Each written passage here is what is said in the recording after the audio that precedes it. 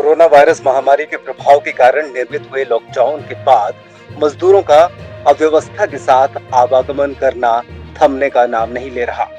ताजा मामला उमरिया जिले के वीरसिंहपुर पाली से फिर से सामने आया है, जहां उत्तर प्रदेश से छत्तीसगढ़ राज्य की ओर जाने वाले मजदूर पैदल ही रास्ते में सफर करते नजर आए। इन मजदूरों ने बताया कि काम बंद होने के बाद वो अपने घर जा रहे हैं। बताया गया है कि वो करीब 600 किलोमीटर का सफर पैदल ही बीते दिनों से कर रहे हैं। इस संबंध में स्थानीय कांग्रेस नेता संजीव खंडेलवाल व बीजेपी नेता सुदामा विश्वकर्मा ने क्या कहा, आप खुद ही देखिए और सुनिए।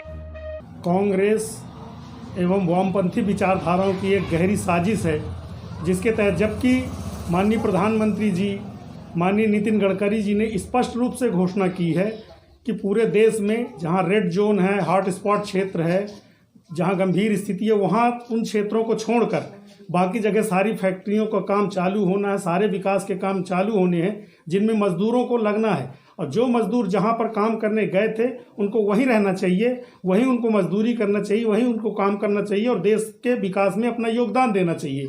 लेकिन षड्यंत्र पूर्वक विपक्ष चाहता है कि देश का विकास रुक जाए और सारी प्रगति रुक जाए, इसीलिए षड्यंत्र पूर्वक उन्हें डरा धमकाकर उन्हें घर भेजने का काम कर रहा है।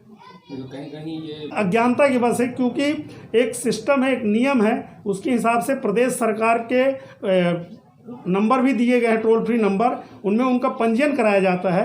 लेकिन कुछ मजदूर पंजीयन न कराकर षड्यंत्र का शिकार हो रहे हैं और इस कारण ऐसी दुर्घटनाएं हो रही हैं जो वास्तव में दुखद है।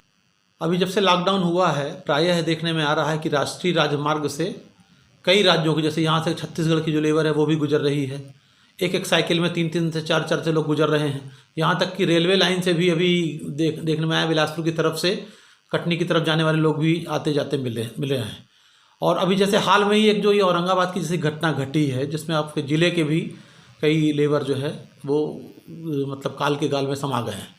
कहीं ना कहीं पर यह शासन और प्रशासन की लापरवाही तो दिख रही है। आखिर ऐसी क्या बात है कि इतनी कड़ी व्यवस्था होने के बाद भी ये लेबर पैदल इस तरह से पहुंच रही है। और उसमें सबसे बड़ी मुद्दा ये उठता है कि जैसे आपके नगर में भी जो लेबर आ रही है उनको जांच की कोई सुविधा नहीं है। अचानक लेबर आती है, वो अपने घरों की तरफ निकल जाती है, जो रिकॉर्ड में नहीं है। आप किसे बताएंगे किसी को क्वारंटाइन किया जा रहा है, किसको क्वारंटाइन नहीं किया जा रहा है। इससे कहीं ना कहीं ये बहुत बड़ी लापरवाही उजागर हो रही है। और आने वाले दिनों में यदि इस पर वास्तव में सीरियसली ध्यान नहीं दिया गया तो ये विस्फोटक रूप भी ले सकती है। इसलिए प्रशासन से मैं ये निवेदन करना चाहूँगा कि इस तरह से जो लेबर गुजर रही है, जिस तरह से कल औरंगाबाद में जो घटना घटी है उसकी पुनरावृत्ति ना हो, इस पर शासन विशेष रूप से ध्यान दे। और जिस तरह से ट्रेलरों पे, साइकिलों पे और एक एक मोटरसाइकिल पे 6-6, 7-7 लोग पूरा परिवार लेकर चल रहे हैं, ये कहीं ना कहीं दुर्घटना को आमंत्रण देने वाली बात है।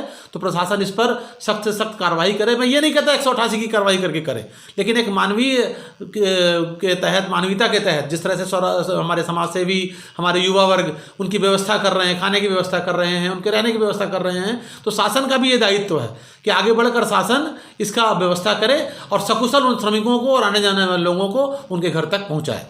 गौरतलब है कि क्षेत्र में बीते दिनों कई ऐसी तस्वीरें सामने आई जहां मजदूर पैदल ही एक राज्य से दूसरे राज्य का सफर रेल लाइन रूट से करते देखे गए। वहीं कुछ तो एक वाहन में 7-7 लोग सवार होकर जोखिम भरा सफर करते नजर आए, जो कहीं ना कहीं अव्यवस्था को उजागर करता है। बहरहाल आगामी दिनों में शासन प्रशासन द्वारा इस अव्यवस्था में सुधार किया जाए, ऐसी मंशा जताई जा रही है।